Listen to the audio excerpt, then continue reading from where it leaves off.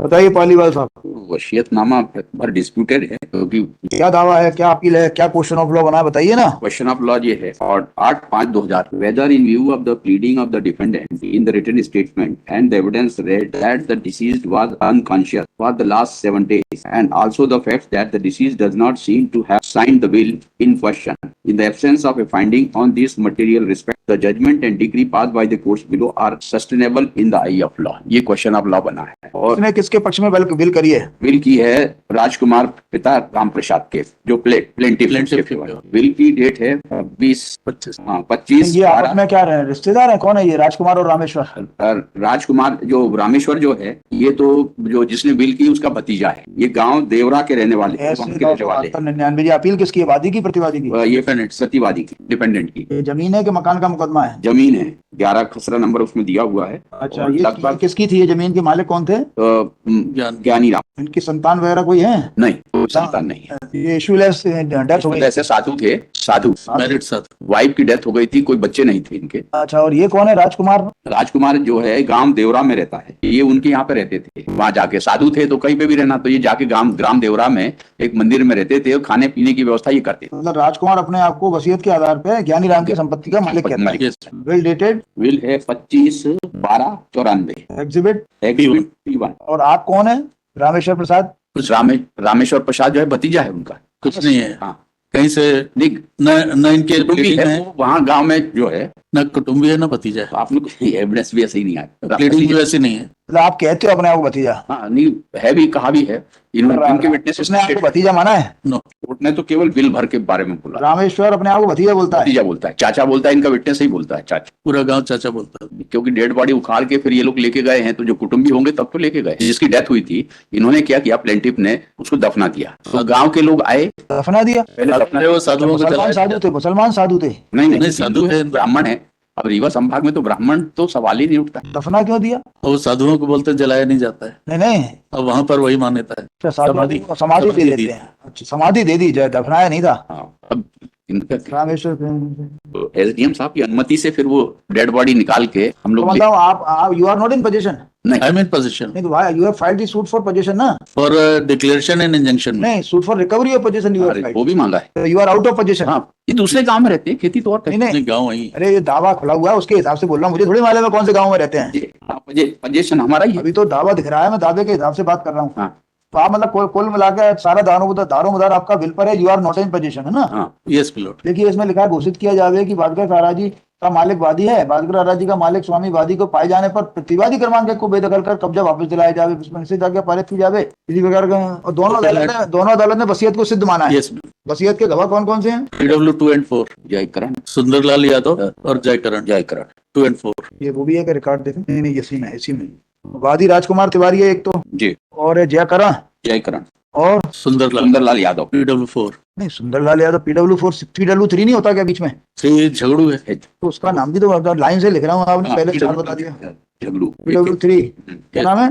झगड़ू धनीराम। इसमें से attesting witness कौन है? जी, PW 2 and 4। ये अटेस्टिंग विटनेस है। यस। पढ़िए इसकी बयान, जयकरण का बयान पढ़िए। जयकरण, मैं ग्राम देवरा पंचायत का सरपंच हूँ। मैं वादी प्रतिवादी को जानता हूँ। मैं स्वयं धनीराम को भी, ज्ञानीराम को भी जानता हूँ। स्वर्गीय ज्ञानीराम हमारे गांव में उनकी मृत्यु को 10-12 साल पूर्व से ही रहते थे। उनकी मृत्यु दिसंबर 94-95 में हुई थी। स्वर्गीय धनीराम ग्राम तेंदुआ के रहने वाले थे, जो ग्राम देवरा में साधु के वेश में रहते थे। स्वर्गीय ज्ञानीराम राजकुमार के घर के बाजू में बने मंदिर में पूजा पाठ करते थे। राजकुमार के घर में ही रहते थे। स्वर्गीय ज्ञानीराम को देखरेख, खाने पीने, दवाई इत्यादि की व्यवस्था राजकुमार एवं उनके माता पिता करते थे। स्वर्गीय ज्ञानीराम ने अपनी मृत्यु के 1 या 2 दिन पूर्व मेरे समक्ष उन्होंने अपनी संपत्ति का वसीयतनामा जैन अधिवक्ता से लिखवाया था। वसीयतनामा मेरे सामने लिखा गया था और स्वर्गीय ज्ञानीराम के बोलने पर लिखा गया था। वसीयतनामा के अनुसार उन्होंने अपनी संपूर्ण संपत्ति राजकुमार को देना व्यक्त बताया था। वसीयतनामा प्रदर्शक है जिस पर बासेबा भाग पर मेरे हस्ताक्षर हैं, जिस पर अंगूठा निशानी स्वर्गीय ज्ञानीराम ने मेरे सामने ही लगाया था। इसके अंदर अब उसको पढ़िए 67। टीपी एक्ट निकालना, ये अटेस्टेशन की वो पढ़िए। 67 एविडेंस है। नहीं, टीपी एक्ट का सेक्शन 3 की अटेस्टेशन की जो डेफिनेशन दी है ना, यस अटेस्टेशन कैसे होगा, या वो निकाल दीजिए, इंडियन सक्सेशन एक्ट का 63 निकाल दीजिए। वो तो एक ही लैंग्वेज, इंडियन सक्सेशन एक्ट का Yes. सेक्शन 63 और अटेस्टेशन में लगभग सेम लैंग्वेज है, जी हाँ, हूबहू है। वही लैंग्वेज इसमें भी। पढ़ के बताइए ना कहाँ है ये मैंने, आपने पढ़ा ना, यस इसमें कंफ्यूजन नहीं होना चाहिए कोई, इसलिए नहीं, आप कोई एक बार और confusion पढ़िए। नहीं। अभी आप फिर पढ़िए, यस तो यही सबसे पहले तो देखा, सेक्शन 63 आप उनको दे Indian दीजिए, अवस्थी section. साहब को दे दीजिए। ये आप भारतीय साक्ष्य अधिनियम हाथ में रखे हैं क्या है? ये तो मैं वो दिया हूँ बस, ये सक्सेशन एक्ट। हाँ, सक्सेशन एक्ट का सेक्शन 63 निकालिए। विशेषाधिकार रहित विलों का निष्पादन हिंदी में। फिर तो आप अंग्रेजी की आप लाते हैं, वो क्या था कि कल मैंने उससे दूसरी ली, बहुत पुरानी बड़ी तो किताब आप थी। वहाँ बगल में रख दीजिए। मैं अंग्रेजी लिए बैठा हूँ, विशेषाधिकार अधिनियम पढ़ोगे तो कैसे काम चलेगा? हाँ, इंग्लिश लेनी। वो भी बहुत बड़ी पढ़िए ना, क्या पढ़ना है पढ़िए, आप पढ़ लीजिए। जी हाँ। 63C पढ़िए। बिलो को इसमें ऐसा मत करिए, दो जूनियर आप साथ में लिए चल रहे हो, एक पतली किताब नहीं ला सकते क्यों मैडम? आप लोगों की इच्छा नहीं होती? कल भी ये केस आया था, आपकी इच्छा नहीं होती है कि किताब लाके कोई पढ़ने की? कल मैंने आपको हिंट भी किया था शायद, आपको कि आप रहने, मैंने इनको कहा था कि इसको इस नजरिए से देखिएगा, शायद इस हफ्ते या पिछले हफ्ते कहा था। अब भूल जाते हो तो भूल जाओ, मुझे कोई प्रॉब्लम नहीं है। आप आए थे या नहीं आए थे? आप आए नहीं थे इस केस में, क्या कर रहे हो आप लोगों को, क्या हो गया है? दूसरे जूनियर आए थे, हैं? दूसरे जूनियर आए थे। तो उनको, उन्होंने घर जाके खबर नहीं करते वो कि मैंने क्या कहा था? बताया नहीं। चलिए कोई बात नहीं, उसको बता रहे हैं आप लोगों का यहाँ आना। सी पढ़ दो, नहीं तो कुछ फिर मैंने कहा भी था कि कल के लिए इस एरिया से आना, और अगर नहीं आए थे तो मत आया करो। पढ़िए 63 तो पढ़ी। Yes. The will shall be attested by 2 or more witnesses, each of whom has seen the testator sign or affix his mark to the will, or has seen some other person sign the will in the presence and by the direction of the testator, or has received from the testator a personal acknowledgement of his signature or mark, or the signature of such other person, and each of the witness shall sign the will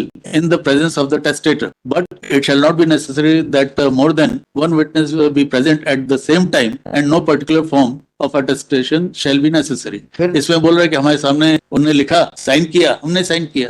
अच्छा, It is in accordance with section। तो ये जो इसमें 61। इसने दूसरे witness के बारे में तो कुछ कहा ही नहीं है।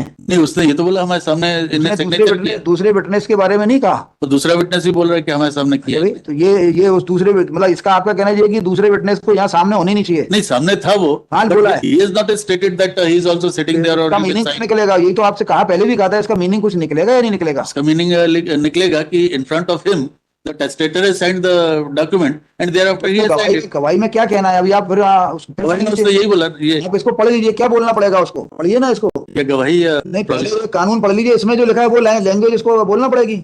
जी हाँ, आदि जी हाँ, आदि इसमें ये नहीं बोलता कि presence of some other person has to be told by the witness। He will also, he is also saying the same thing। In front of me he has signed and I have also signed in front of the testator, which is the necessary thing।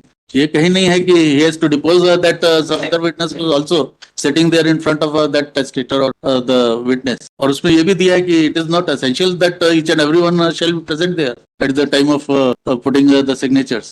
ठीक है, अभी और उस पर तैयारी और करके आइएगा ना, मिलो। मटेरियल वो लेके आइएगा, मिलो। टाइम भी हो रहा है अभी, कल देख के आइए, अगले हफ्ते देखिएगा। मिल